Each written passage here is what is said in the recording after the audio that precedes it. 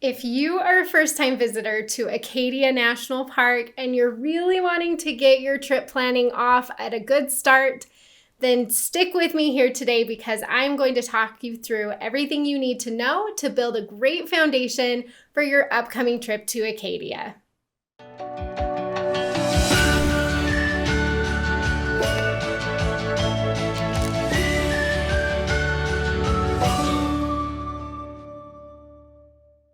My name is Ash. I'm a former park ranger and the founder of Dirt in My Shoes. I absolutely love Acadia National Park. It's a gorgeous national park up in Maine, right on the water. You get gorgeous sea views, great hiking. Actually, there are a lot of mountains you can hike to the top to in this park, and just a really fun adventure in a place that has traditionally been a vacation spot for hundreds of years. So it's really fun that you get to come here. And today I just want to help you get your trip planning started so that you can see the park the best possible way. Acadia National Park was established in 1929, and it's actually a very cool story of how this park was established. So you'll want to check out some of my other content to get that story. But this was National Park number 18. It was pretty early on in the National Park Service and one of the first parks to be established. So it's really cool. It sets a really cool precedent for other parks, especially ones in the east of the United States. And so this park has been around for a long time. The other thing that you'll want to note about Acadia National Park before you go is that this park is very small. It's only about 48,000 acres, which is a very, very small national park. It's packed with adventure. There's so much to do, but it does attract millions of visitors every year. It's one of the most visited national parks in the country. And so you have millions of people trying to pack into this very small national park. So that changes the game when you're making your trip plans and when you're trying to set your plans. You're going to definitely want to keep in mind how small this park is and how many millions of people are also trying to visit this park at the same time as you. It really makes how you trip plan much more important. So let's jump in first with an overview of this park. Looking at this map of the Acadia area, you'll see, so we are on, this is the kind of southeastern side of Maine, and this is Acadia National Park right here. The park makes up a huge portion of Mount Desert Island, which is this island here. You can see all these green areas are the national park boundaries, and then there are some areas that are not part of the national park.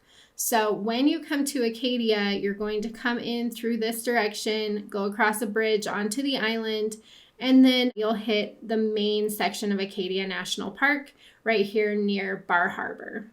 Acadia is really unique because it does have some smaller sections that are pretty far removed from this main Mount Desert Island section of the park.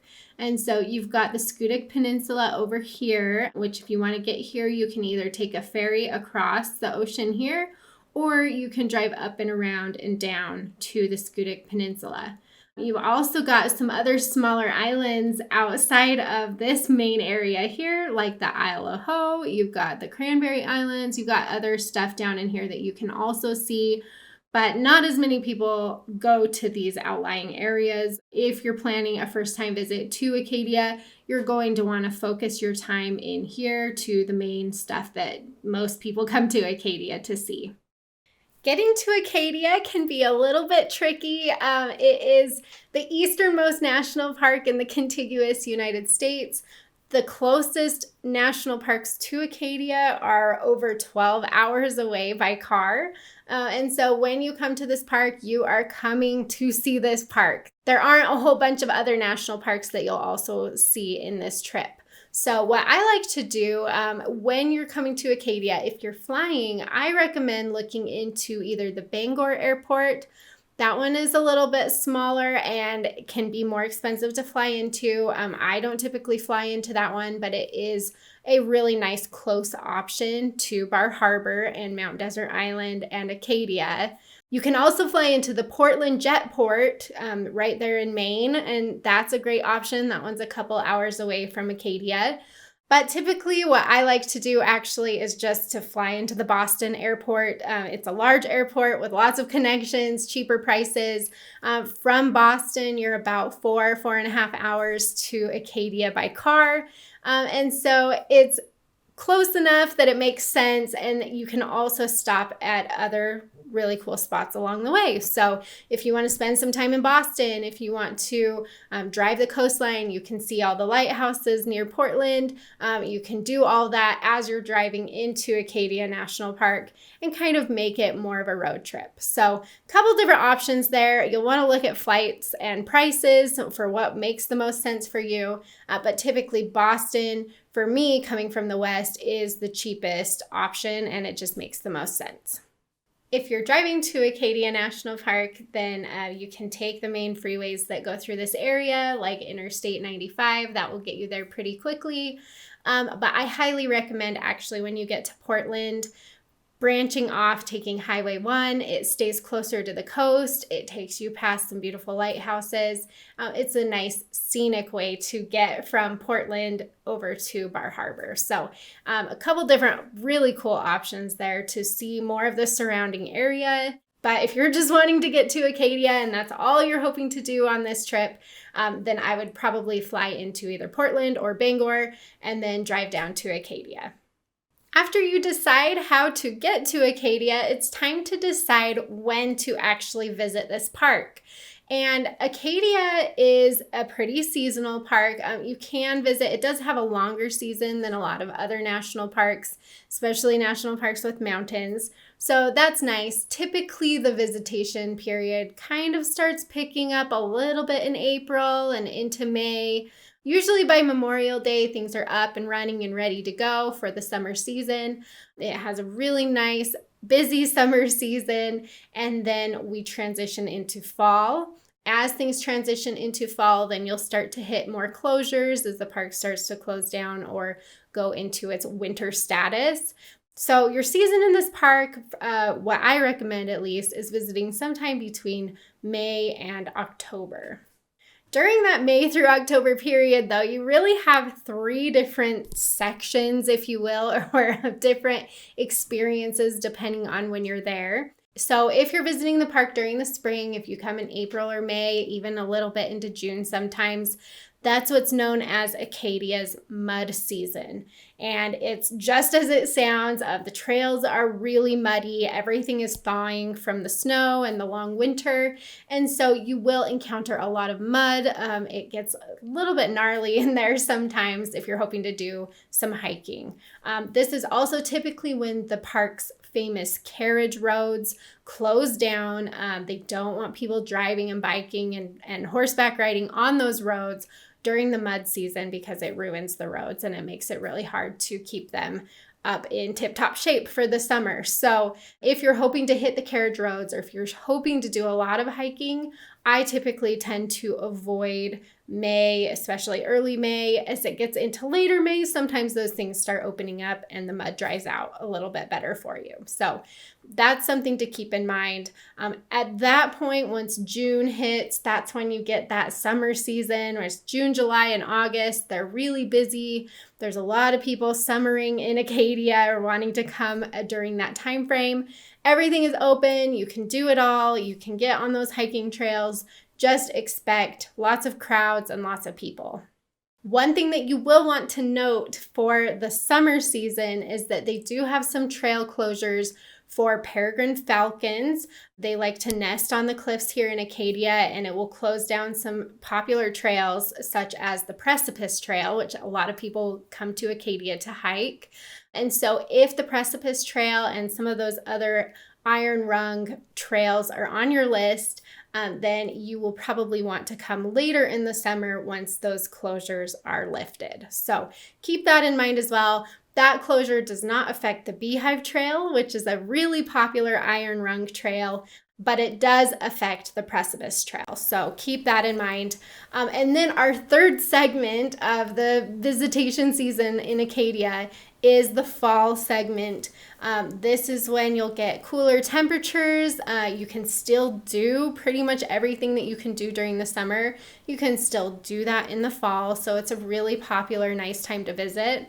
One thing you'll want to note about visiting Acadia in the fall, though, is that September and October is cruise ship season in Bar Harbor. And so the whole town pretty much gets taken over by these cruise ships that come in that are, cruising New England, looking at fall colors and stuff like that. That's very popular. And you will feel the effects of that if you visit in the fall months because that actually is the busiest time at Bar Harbor for those cruise ships. I love visiting Acadia in the fall. That is probably my ideal time to be there because I'm really good at navigating past those crowds and stuff. And the fall colors are beautiful and it's like perfect hiking weather.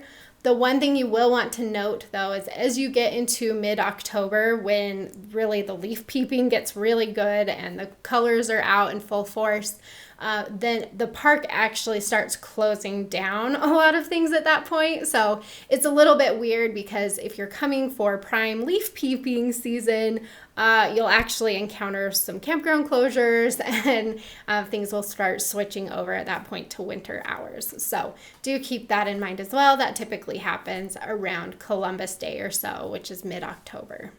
All three sections of the main season in Acadia have their pros and cons. So if you need any help deciding, I have a month-by-month breakdown at Dirt in My Shoes that will show you what to expect and what's open and what's happening so that you can better make your decision. The other thing that I will add is that things are constantly changing in this national park. Mother Nature is in charge here, so it's hard to know exactly what to expect each season and each month, what it's actually going to look like while you're here. And so if you need extra help planning out any of this, if you need any help staying on top of any construction closures or trail closures or weather-related closures, things like that, I take care of all of that in my Acadia itinerary at Dirt in My Shoes. This itinerary is an hour-by-hour schedule that will walk you through exactly what I would do at each time of day, when I would be where to avoid those crowds. If there's any changes or anything happens, I provide current updates to these itineraries. And so I keep you updated of everything that's happening in the park in real time. And don't forget, as I mentioned, this is a really small park with millions and millions of people visiting each year. And so avoiding those crowds becomes just paramount to the experience that you have in this park. And I will help you with that in the Dirt in My Shoes itinerary as well. Okay, so now we've covered how to get there and when to go. Now I want to talk about how many days to spend in Acadia National Park. So in general, I would give yourself at least 3 to 4 days, full days in this park because there is a lot to do. There are a lot of different sections you can see.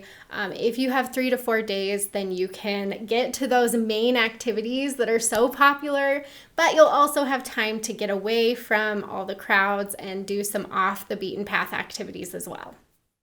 So looking at the map of Acadia National Park, if you have 3 to 4 days, then you will have time to drive this Park Loop Road, which includes popular stops like Sand Beach, and the Beehive is right here. And then it loops you around to Jordan Pond House, which is a really popular area and really cool place to spend some time. And then you also have Cadillac Mountain up here, which is extremely popular. This is the highest point in the park. There's a little trail up here. This is also, during certain times of the year, the first place in the United States where the sun hits for sunrise. And so that's really cool. You can get just gorgeous views from up here at Cadillac Mountain. So this really is the main hub of activities, those can't miss activities that you'll definitely want to do while you're here. And I would give yourself 1 to 2 days to hit this area. If you have more time, then you can start heading out to these quieter areas. So this is the quiet side of Acadia. You get down here by Bass Harbor. You can go see the lighthouse down here. There's a couple nice trails here some great trails up in here. And so spending a day over here is really a nice way to just get away from all the hustle and bustle that you'll find near Bar Harbor over here and really enjoy a quieter side of the park. If you can give yourself one more day, then you would have time to get out to the Scenic Peninsula, which is over here. That has a really nice drive, gorgeous views. Again, just a really nice quiet area of Acadia away from all the crowds in this part of the park. If you can't give yourself 3 to 4 days, then I would focus in mostly in the Bar Harbor area, hitting those can't miss spots. That will take 1 to 2 days on its own. So that brings me to, where do you want to stay while you're here at Acadia National Park? So at this point, let's book lodging. Let's talk about your various options here near the park. Looking at the map again of Acadia National Park, so the green is the national park, and you'll see a bunch of little towns kind of dotted through here of various places that you can stay. If you've never been to Acadia before, I do actually just recommend staying in or near Bar Harbor. It is busy. It is a little bit more expensive than some of the other outlying areas over here, but it just gets you so close to all of this stuff. And timing is really important in this park, again, because it's so busy. And so if you can stay as close to these busiest areas as possible, that helps you get in there and get parking before everything fills up and before it gets crazy and before you just can't park anymore. So I do like to stay in the Bar Harbor area. If I'm not in Bar Harbor proper or Bar Harbor downtown, I will kind of go up in this area over in here, which also works really well. So this is more of the North Bar Harbor area over into Trenton, which is over here. That's okay too. There's a lot of there's KOA campgrounds over in this area. There's a bunch of different lodging options and various lodging options kind of along this Highway 3 as you're heading towards Bar Harbor. And so really anything in this area will work great for getting to these main, just really busy spots in the park. Now, if you hate crowds, I probably wouldn't stay in Bar Harbor the whole time. Maybe do 2 to 3 nights in Bar Harbor and then head over to the quieter side of the park over here. So there are some really nice places to stay in Southwest Harbor or Northeast Harbor or down here in Bass Harbor. This is where you'll find more of the quaint seaside bed and breakfast type places that are mom and pop run, that are just really quintessentially Mount Desert Island feel, away from all the hubbub at Bar Harbor. So that area is a really good area to stay in. I wouldn't stay there the whole time just because unless you're okay with the extra driving and the extra early mornings to get over to the popular stuff, I would do probably a couple nights in Bar Harbor and then a couple nights over there on the quieter side of the park. So the crazy thing about Acadia is even though it is in a pretty populated area over here, you can find people and houses and stuff just right outside the park. This national park actually doesn't have any lodges in the park. And so you do have Jordan Pond House here, but that doesn't have overnight lodging.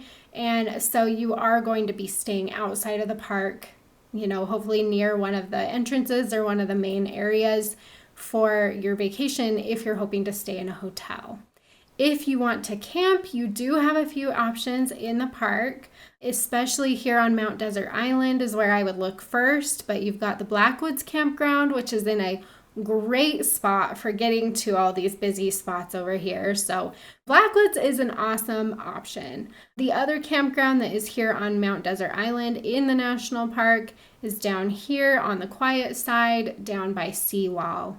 So you can stay right here, right near the ocean. That's a really beautiful campground. It's just further removed from the main stuff over here. So you'll want to keep that in mind as you're booking your lodging.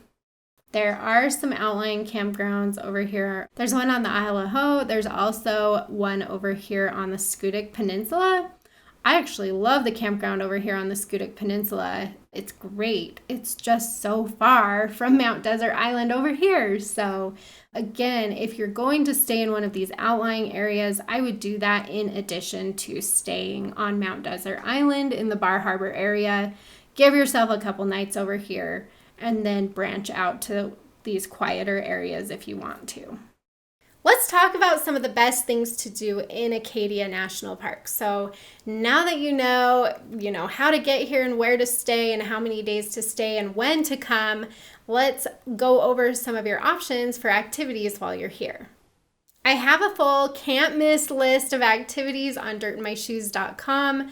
That has the 10 things you don't want to miss for sure. And then I also have another list of the best things to do for every adventurer. So no matter how you want to experience this park, I have a list of options for you. If you're wanting to bike, if you don't want to hike, if you need wheelchair accessible trails, if you want to spend more time on the water, all of that is listed in that article as well, which I'll link below this video.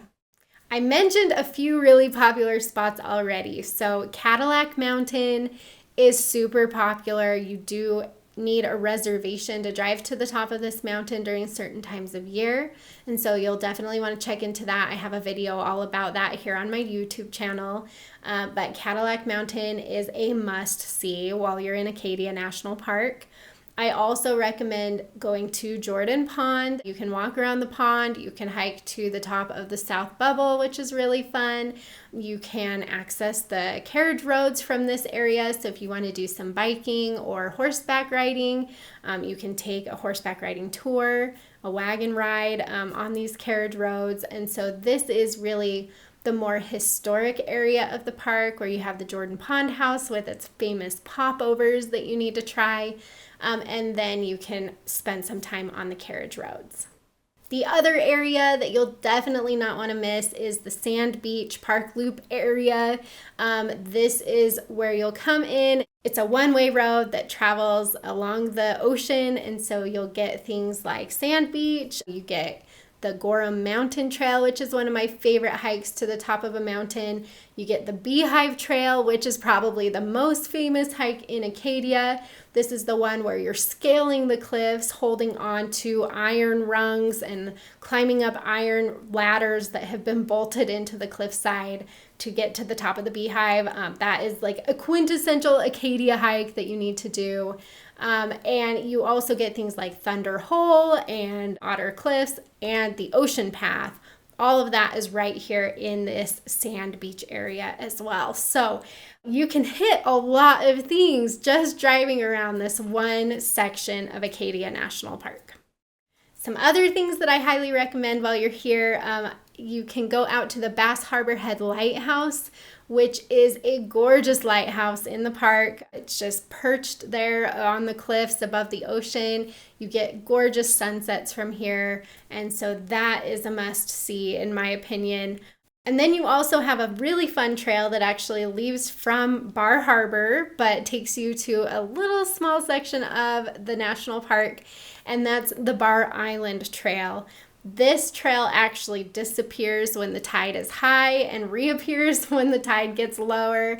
And so you get to walk on a little land bridge over to the island during low tide, and it's a really fun adventure. If you want any more information about any of these stops, I cover them at Dirt in My Shoes. I also have a video here on YouTube that walks you through all the stuff you don't want to miss on your first visit. And I get you to all of these areas in my Dirt in My Shoes Acadia itinerary if you want an hour-by-hour schedule to see all of these places. Okay, so that pretty much covers the basic foundation that you'll need for planning your trip to Acadia National Park. Now I just want to add in a few more tips and tricks just from visiting this park multiple times and spending a lot of time here that you'll definitely want to know before you come. The first thing is that food options in the park are a little bit lacking, I would say. So what you have in the park itself pretty much is just the Jordan Pond House. They have a restaurant there. I personally don't love the food there. I don't think it's that great.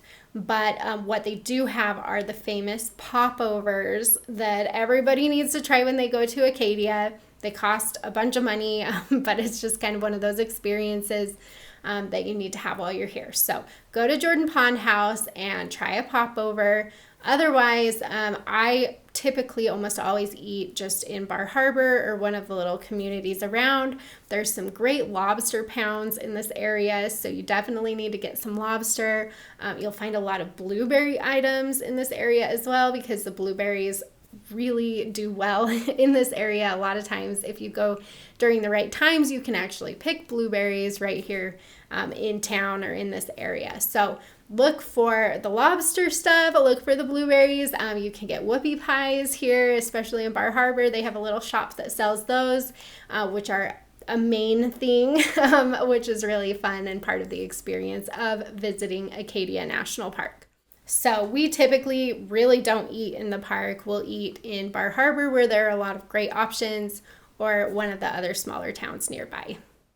When you're spending your days in Acadia National Park, I highly recommend getting as early a start as possible to really get ahead of those crowds, to make sure you're able to get parking at all of those main areas. And typically we will stay out pretty much all day. We pack our days full of just lots of fun adventures. You can do some hiking, you can do some sightseeing. If you want to take a boat tour, they've got a lot of really good options for that. And so just a lot of fun things you can do in this area. I personally would not plan on having a ton of downtime just because there is so much to do. So plan on early mornings, late evenings, really good food in between, and lots of fun adventures. The other thing I just want you to know, which I've already mentioned several times, is because this national park is so small and it has so many visitors, almost everywhere is going to feel pretty busy. The timing of when you're trying to be where is really important for getting parking and just not feeling like you're just caught in crowds all day. So definitely make sure you have a good plan for what you want to see and when you want to see it. Try to get there at the least busy times of day if you can.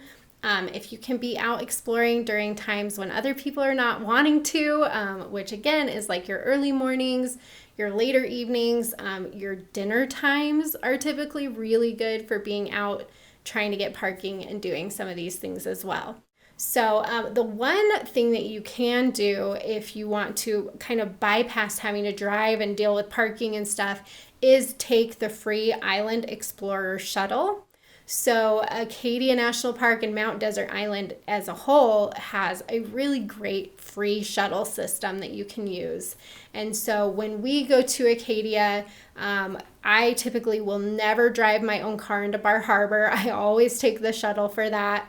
You can pick it up from your lodging. You can pick it up from the visitor center, the Hulls Cove Visitor Center in Acadia, and get to the Bar Harbor Village Green, which is the main shopping and dining area anyway. So that's really a nice way to avoid the crowding that happens, especially in Bar Harbor. If you want to not have to drive your car through the park, if you just want to take the shuttle through the park, it really is pretty doable. There's only a few places where the shuttle doesn't go that you'll want to hit on a first-time visit. And so really, if you don't want to drive your own car, you could just take the Island Explorer Shuttle almost everywhere. So keep that in mind as you're planning as well. If you want to book your lodging close to a shuttle stop, that would be really convenient if you don't want to drive your own car. I usually, when I'm in Acadia, will kind of do a hybrid of driving my own car to some places and then taking the shuttle to other places. So some of the areas that the shuttle doesn't go is like it does not take you to the top of Cadillac Mountain, which in my mind is just an absolute must do. And so you are going to want a car to do that. And it doesn't take you to the Bass Harbor Head Lighthouse on the quiet side of the park, which again, I think is another must do. So there's a few things in there that you will want your own car for. So look into the Island Explorer Shuttle if you're not wanting to drive your car everywhere, because it's a really great option.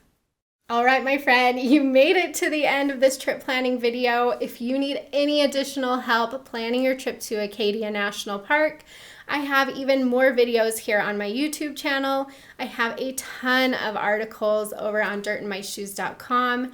And I have an Acadia itinerary that will show you exactly what I would do while I'm there. It walks you through hour by hour where to be.